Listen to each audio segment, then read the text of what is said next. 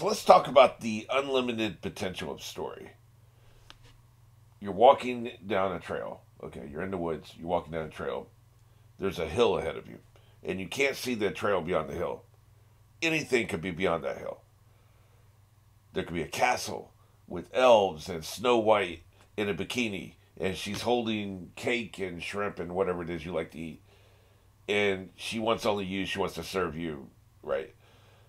That could be there. You can't see beyond the hill. That could be there. It's probably not. More likely there's a bear that's hungry. He's going to eat your ass. But, you know, that could be there, the bear. But you don't know. There could be a fence with no trespassing, keep out. You don't know because you can't see beyond the hill. Your only limit is your imagination and your common sense. And that's an important thing. Your common sense. Okay, so that's a story you haven't finished reading yet. Harry Potter, after I finished book 6, I had ideas about what I thought was going to happen for the 7th book. But I hadn't read it yet. I was convinced one of the Golden Trio was going to die. You had to kill one of them. Probably Ron. If you haven't read this series or watched the movies, then you should probably skip it. Because I'm going to talk about it. But I was convinced. You know, I didn't realize the author was gutless and would never do that, right? You know, but in my mind, it made perfect sense. And you know, I could even see it being Harry. You know, the true Christ metaphor. He sacrificed himself. And he kind of did, you know, in the way it played out. But if you come back, I mean, I know Jesus came back, but he only came back for a few days. I'm unclear. How long was he back? Then he finally left again, right? He did come back to life, hung out for a while, inspired some people, and then apparently Jesus off at some point. I'm not sure at the time. I know it's 3 days from when he died to being resurrected, but I'm not sure at the time of how long Jesus hung out with people before he fucked off for good. But he fucked off for good, so that's not a true resurrection as far as I'm concerned. Harry stuck around. That's a true resurrection. So, before the 7th book comes out, anything is fair game. Before you finish a story, anything can happen. There is unlimited potential. Now, there are the concepts of good writing.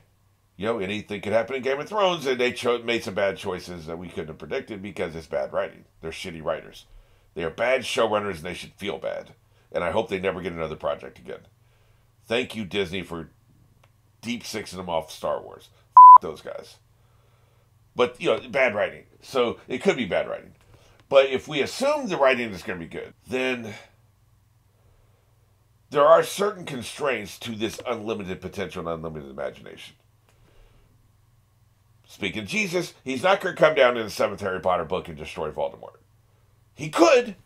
There is the potential that he could. But it's not going to happen because we have common sense. So we have unlimited. I love that as a writer myself.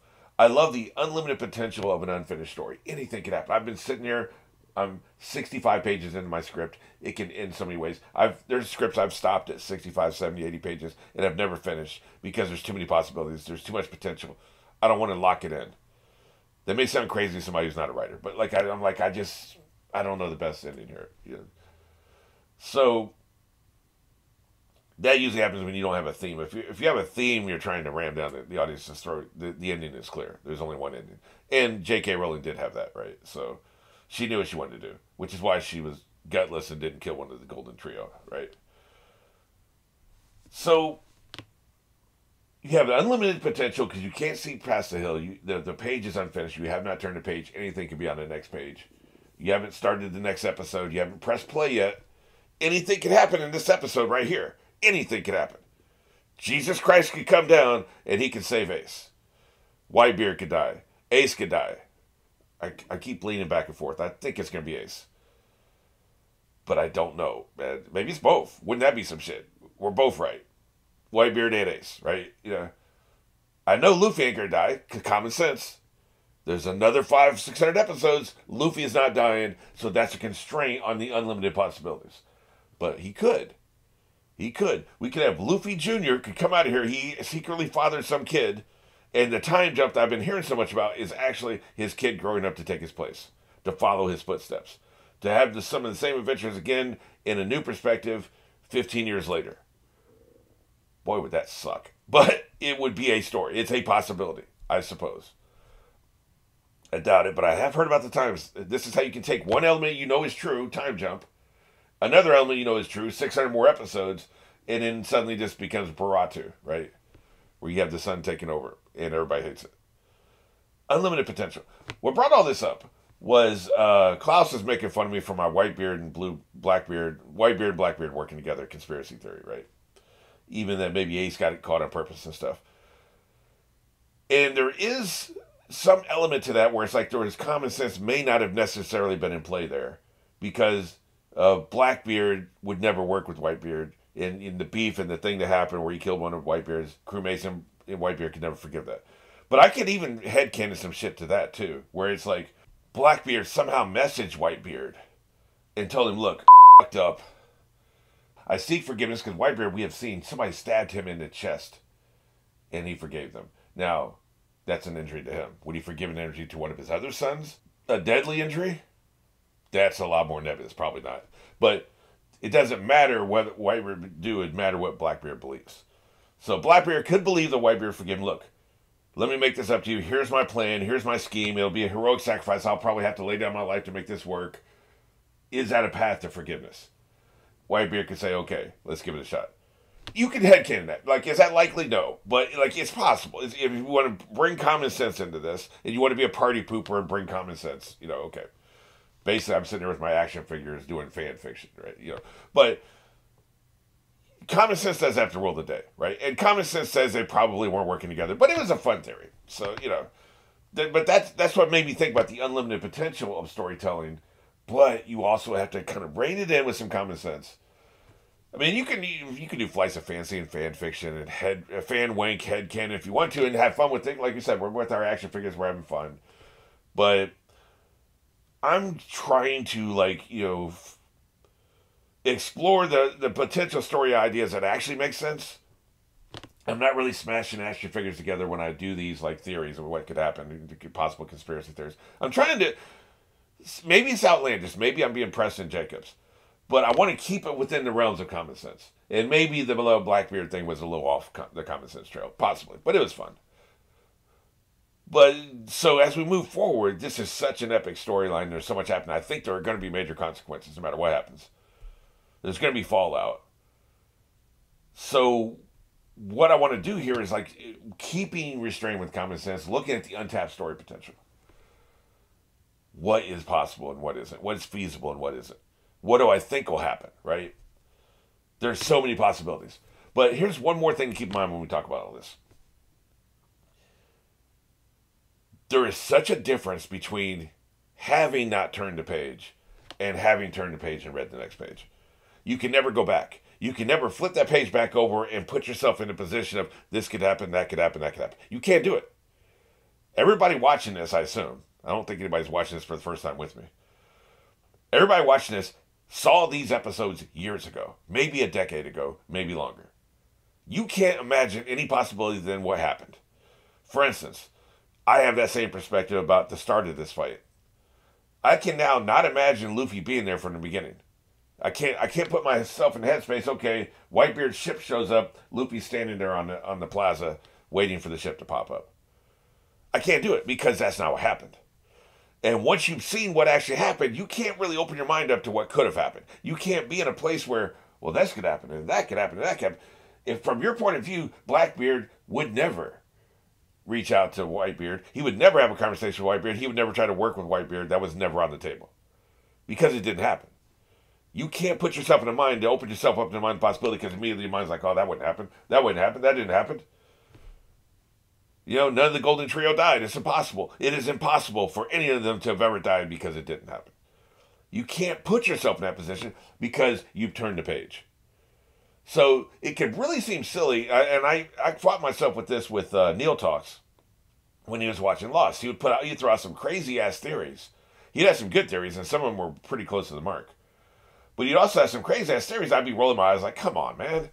The hell are you talking about? And then I would remember, I saw these episodes 15 years ago. So yeah, it's easy for me to sit here. Look at this dumbass. And I'm not critiquing anybody critiquing me. I'm saying that we live in two different worlds. You live in a world where you've already seen this shit and there's only one way anything could have ever happened. And I live in a world where I haven't turned the page yet. And it's really hard sometimes for those people in those two worlds to see eye to eye. You can't go back. Mentally. You can't go back. And I had to remind myself of watching Neil's talk. I was like, well, you know what? I can't go back. I can't unsee these episodes. I can't unknow what happens. The path is on rails. But to him, there are no rails. He can't see the rails. He can only see the unlimited possibilities. We can turn any corner. We can go around that hill. And we can see what's on the other side. So I just think that's interesting. I hadn't really intended this to be its own separate video, but we're already 12 minutes into this. That in mind, I'm recording this before I watch episode 479. So we'll just drop this video between those two videos. You can watch it or not. And then I won't have an intro for 479. This is intended to be that intro. But I do think it's interesting, though, like the unlimited, untapped potential of storytelling. And as a writer, see, I'm a gardener like George R. R. Martin is and like Stephen King is. Other people are architects. Who are the really good architect writers? I guess J. Tolkien was an architect, wasn't he? I think so. They do these endless outlines, you know. And what people don't understand about gardeners versus architects. Yes, the architect will sit here and spend 2 months working on the outline of the story. Here's every story beat that's going to happen. This happens, this happens, this happens, this happens. And they keep reworking it until it all makes sense. Move this up here. This makes more sense down here. And they get it completely finished. And then they write their story. That's an architect. I can't imagine writing that way. But you know what people don't understand about that? The first draft of a gardener is the outline. What we're doing when we write our first draft, where we kind of know where we're going. We know what's going to happen next chapter, but we don't know what's going to happen at the end of the story. So we just write this way. Gardeners do, right? They get to the end of the story. Then they have to do a massive rewrite. The second draft radically changed. Okay, this doesn't make sense here. We need a gun here. The dog should die here. All this stuff. Then you rework it and you make it an actual coherent story. The first draft is an outline. It's just not called an outline. We don't sit down and think about, our outline is doing a draft. It's just writing.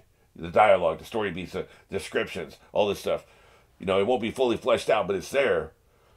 And that's just the way the gardeners write. But basically, both kinds of writers are doing the same thing. It's just, you can't sit there and read an outline and be entertained at all. Sometimes, I've had first drafts be close to the finished product. That's how you hear about somebody writing a script in 2 days. They're a gardener. You know, their first draft is actually really pretty tight. It's like, wow, I can't believe it. This actually works. Okay, boom, let's do this. And then you just got to go in and get some fine details and make sure the timeline matches up and stuff. So, to me, to the gardener, the unlimited potential of story is a little more prevalent, a little more ever-present. I don't think the architects really live in that sandbox as much. They probably have an endpoint. I'm not one, so I don't know, but I imagine they probably have an endpoint pretty much fixed, and they're just trying to figure out how to get there. They don't really work in the realm of untapped story potential. What's around this next corner? Because I've been writing stories, and suddenly I've killed off the main character and realized they weren't the main character. Their partner, their brother, their sister, their daughter was the main character all along, and you got to rework the beginning to make sure that that's clear the whole time. Or if you want to do a Ned Stark twist, something like that. So I don't know. I love the idea of unlimited potential overall, just from a writing point of view. But then if we're just talking about, we're watching a show, and as we watch it, I'm theory crafting, and you knew this stuff years ago, just keep in mind, I can't see around the hill. That's all I'm going to say.